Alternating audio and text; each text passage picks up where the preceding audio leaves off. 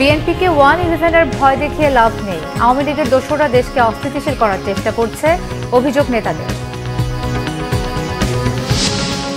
ন্যূনতম সংস্কার না করে নির্বাচন দিলে জনগণ তাদের অধিকার পাবে না, মন্তব্য উপদেষ্টা মাহফুজ আলমের। নিরপেক্ষ সরকার ছাড়া সব সংস্কার অসম্ভব, মন্তব্য জামাত আমিরের।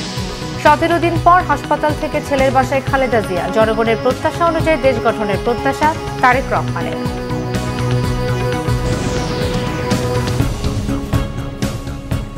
দেখছিলেন ক্রাউন সিমেন্ট সংবাদ শিরোনাম, এবারে বিস্তারিত। বিএনপির স্থায়ী কমিটির সদস্য সেলিমা রহমান বলেছেন, আওয়ামী লীগের দোসররা দেশে অস্থিতিশীল পরিস্থিতি তৈরির চেষ্টা করছে। এমন অবস্থায় সবাইকে সহনশীল হবার আহ্বান জানিয়েছেন তিনি।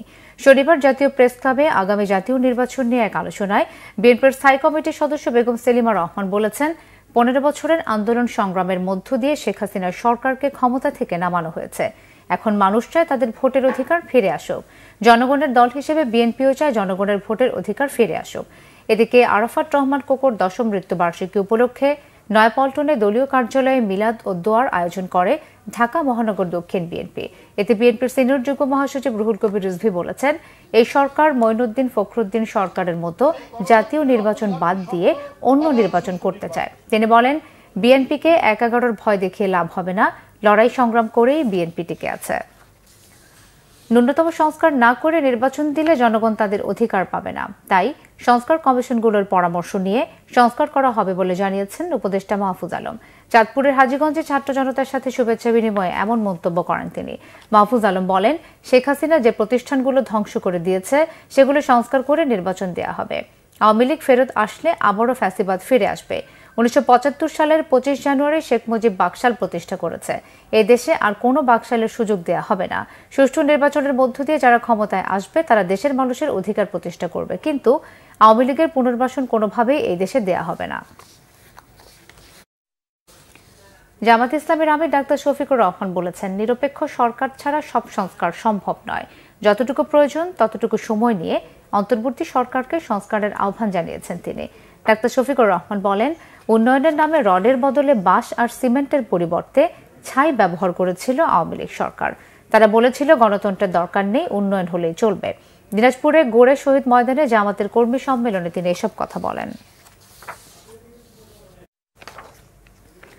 লন্ডনে প্রথম দফায় 17 দিন চিকিৎসা শেষে বড় ছেলে তারেক রহমানের বাসায় ফিরেছেন বিএনপি চেয়ারপারসন সাবেক প্রধানমন্ত্রী বেগম খালেদা জিয়া। বাসায় থেকেই চিকিৎসা নেবেন তিনি। শুক্রবার লন্ডনের সময় রাত 9:30টায় নিজে গাড়ি চালিয়ে হাসপাতাল থেকে মা বেগম খালেদা জিয়াকে পশ্চিম লন্ডনের বাসায় নিয়ে যান তারেক রহমান। পাশে বসা ছিলেন স্ত্রী ডাক্তার সুবাইদা রহমান। 8 জানুয়ারি লন্ডনে আসার পর থেকেই দ্য লন্ডন ক্লিনিকের চিকিৎসা নিয়েছেন বেগম খালেদা জিয়া। বেগম জিয়া হাসপাতাল থেকে যাওয়ার পর যুক্তরাজ্য বিএনপির সভাপতি এম এ মালিক সাংবাদিকদের জানিয়েছেন, স্বৈরাচারী শেখ হাসিনার নির্যাতনে খালেদা জিয়ার অসুস্থতা গুরুতর আকার নিয়েছিল। বিএনপির এই নেতা বলেন, শেখ হাসিনা কোনোভাবেই বিচার এড়াতে পারবেন না।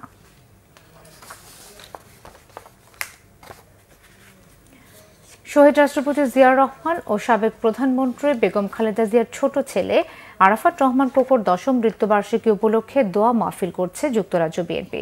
শুক্রবার রাতে পূর্ব লন্ডনের ব্রিকলেন জামে মসজিদে এই দোয়া মাহফিলে প্রধান অতিথি ছিলেন বিএনপির ভারপ্রাপ্ত চেয়ারম্যান তারেক রহমান। এ সময় আরাফাত রহমান কোকোর আত্মার মাগফিরাত কামনায় দোয়া করা হয়। একই সাথে বেগম খালেদা জিয়ার সুস্থতার জন্য দোয়া করা হয়। জনগণের প্রত্যাশিত দেশ গঠনে সবাইকে এগিয়ে আসার আহ্বান জানান তারেক রহমান। আমার দেশ পত্রিকার সম্পাদক মাহমুদুর রহমান বলেছেন, 5 আগস্টে গড়ে ওঠা ঐক্যে চির ধরায় ভারতীয় সাম্রাজ্যবাদ একের পর এক কার্ড খেলার সাহস পাচ্ছে। ঐক্য ধরে রাখা গেলে এতদিনে ভারত বাংলাদেশের পরিবর্তন মেনে নিয়ে ফ্যাসিবাদ পুনঃপ্রতিষ্ঠার চক্রান্ত থেকে বিরত থাকত। রাজনৈতিক নেতৃবৃন্দের সাথে ছাত্র জনতার ঐক্যে ফাটল ধরার বিষয়টি দৃশ্যমান হওয়ায় ভারত এখনো হাল ছেড়ে দিচ্ছে না বলেও মন্তব্য করেন তিনি। দুপুরে চট্টগ্রাম প্রেস ক্লাবের অন্তর্বর্তী কমিটির দেওয়া সংবর্ধনা অনুষ্ঠানে তিনি এসব কথা বলেন। মাহমুদুর রহমান আরও বলেন, চ্যালেঞ্জ এখন একটাই, আবারও জাতীয় ঐক্যে ফিরে আসা। রাজনৈতিক কোনো মতপার্থক্য থাকলে তা আলাপ আলোচনার মাধ্যমে সমাধান করার আহ্বান জানান তিনি। হুঁশিয়ার করেন, জাতীয় ঐক্যে চির ধরার সুযোগে ভারতীয় সাম্রাজ্যবাদ ও ফ্যাসিবাদ ফিরে আসলে ইতিহাস কাউকেই ক্ষমা করবে না। চাঁপাইনবাবগঞ্জের তেলকুপি সীমান্তে বিএসএফের গুলিতে এক যুবক আহত হয়েছেন। শুক্রবার গভীর রাতে সীমান্তে গুলি চালায় বিএসএফের সদস্যরা। আহত মোহাম্মদ হাবিল আলীর চিকিৎসা চলছে রাজশাহী মেডিকেল কলেজ হাসপাতালে। বিষয়টি নিশ্চিত করে মহানন্দা ব্যাটালিয়ন ৫৯ বিজিবির অধিনায়ক লেফটেন্যান্ট কর্নেল মোহাম্মদ গোলাম কিবরিয়া জানান, চিহ্নিত চোরাকারবারীরা ঘন কুয়াশার সুযোগ নিয়ে মাদক চোরাচালানের উদ্দেশ্যে ভারতীয় সীমান্ত অতিক্রমের চেষ্টা করে। এ সময় ১১৯ বিএসএফ ব্যাটালিয়নের গোপালনগর বিএসএফ ক্যাম্পের সদস্যরা তাদের লক্ষ্য করে গুলি করে। এই ঘটনার তীব্র প্রতিবাদ জানিয়েছে বিজিবি।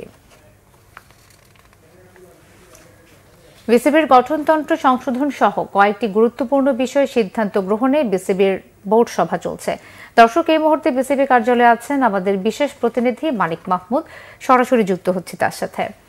মানিক, বৈঠকের সবশেষ তথ্য আমাদের জানাবেন।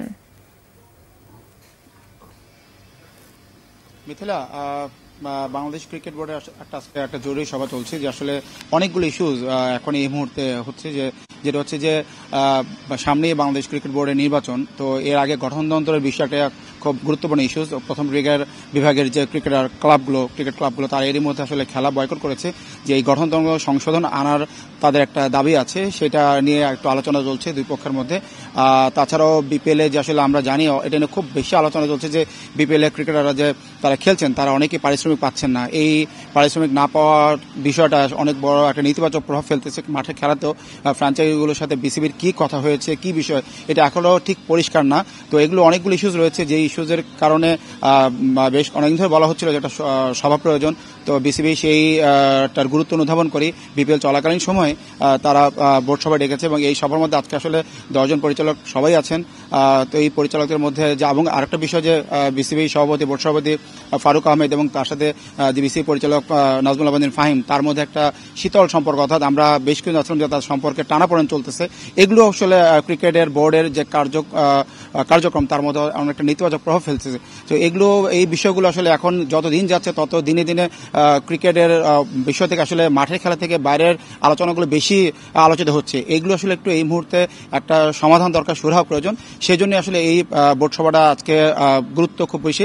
এই বোর্ড সভার শেষে আসলে বোর্ড প্রেসিডেন্ট কি বলবেন এবং কোন কোন বিষয়ে তারা সিদ্ধান্ত নিলেন, কি বিষয়ে তারা সমাধানের পথে গেলেন, এই বিষয়টা আসলে খুব ইম্পর্টেন্ট। আমরা আসলে অপেক্ষা করছি যে শেষ পর্যন্ত আসলে এই বোর্ড সভা থেকে কি ফলপ্রসূ সিদ্ধান্ত আসে। মিথিলা। মানিক, আপনাকে ধন্যবাদ। এই ছিল এখনকার মতো। পরের সংবাদ সন্ধ্যা 6টায়। এর আগে 5টায় রয়েছে নিউজ টপ 10 দেখার আমন্ত্রণ রইল। এছাড়াও বাংলা ভিশন সংবাদ ও সংবাদ সংশ্লিষ্ট অনুষ্ঠান দেখতে ভিজিট করুন www.bvnews24.com ও facebook.com/banglavisionnews এবং সাবস্ক্রাইব করুন youtube.com/banglavisionnews। ধন্যবাদ।